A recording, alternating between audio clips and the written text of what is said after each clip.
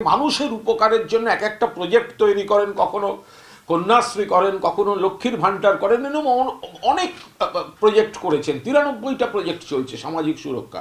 যখন শুরু হয় তখন এরা বিরোধিতা করে, তখন বিজেপি বিরোধিতা করে, এবং পরবর্তীকালে দেখা যায় বিজেপি রাজ্যগুলোতে বা বিজেপি প্রভাবিত জায়গায় সেগুলোকে নকল করা হচ্ছে। তো এক্ষেত্রেও তাই বিজেপি তো পুরো দস্তুর তৃণমূলকে নকল করার চেষ্টা করছে। এটা কপি ক্যাট। তো মানুষ জেরক্স কপি নেবেন কেন? মানুষ তো আসল নেবেন।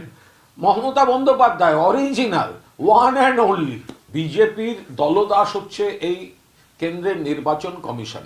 যেন তেন প্রকারে বিজেপিকে রাজনৈতিক সুবিধা পাইয়ে দেওয়ার জন্য নানা রকম কারচুপি এবং অনৈতিক কাজ করে যাচ্ছে এই নির্বাচন কমিশন। সেখানেই আবার বারবার অমুক পর্যবেক্ষক, ওই মাইক্রো পর্যবেক্ষক, যত রকমভাবে প্রভাবিত করা যায় বিজেপির অনুকূলে এই ভোট মেশিনারিকে এবং ভোটার তালিকাকে কারচুপি, তার চেষ্টা করে যাচ্ছে এই নির্বাচন কমিশন। বুঝবে কত ধানে কত চাল। মমতা বন্দ্যোপাধ্যায় দিল্লি যাচ্ছেন। এগুলো হচ্ছে পুনরাবৃত্তি, মানে ব্যর্থ স্লোগানের পুনরাবৃত্তি ওদের। কারণ 21 সালে আব কি বার 200 পার হয়নি, 23 সালে বলেছিল জেলা পরিষদ জিতবে, হয়নি।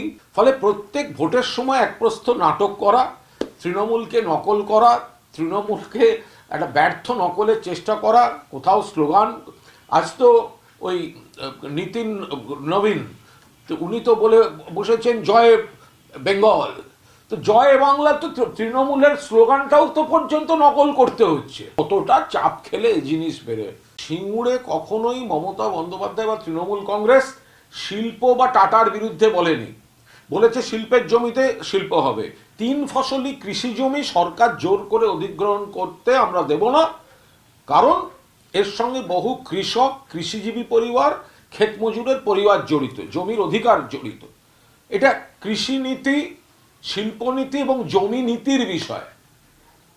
তো এখানে কেউ টাটা তো এখনো বাংলায় বিপুল পরিমাণ কাজ করছে, কোনো সমস্যা নেই। তো শুভেন্দু অধিকারীরা ভুল বুঝিয়ে এসব করছে না। শুভেন্দু অধিকারী তো সেই সময় তৃণমূল কংগ্রেসে ছিলেন। এত যদি ওনার আপত্তি থাকে তখন বলেননি কেন? 58 লক্ষ মানে এটা তো অ্যাসাইনমেন্ট দেওয়া হচ্ছে। বিজেপি নেতারা যেগুলো বলেছে 1 কোটি বাদ দিতে হবে, 2 কোটি বাদ দিতে হবে, কিন্তু কি মিলছে? তার মধ্যে লক্ষ লক্ষ রোহিঙ্গা কোথায় গেল? ভোটার লিস্টে তো একজনও রোহিঙ্গা নেই। তো কোথায় গেল রোহিঙ্গা? 58 লক্ষ মৃত এবং স্থানান্তরিত, 58 লক্ষ নাম বাদ গেছে, যেটা ভারতবর্ষের অন্য বড় রাজ্যগুলোর তুলনায় সবচেয়ে কম।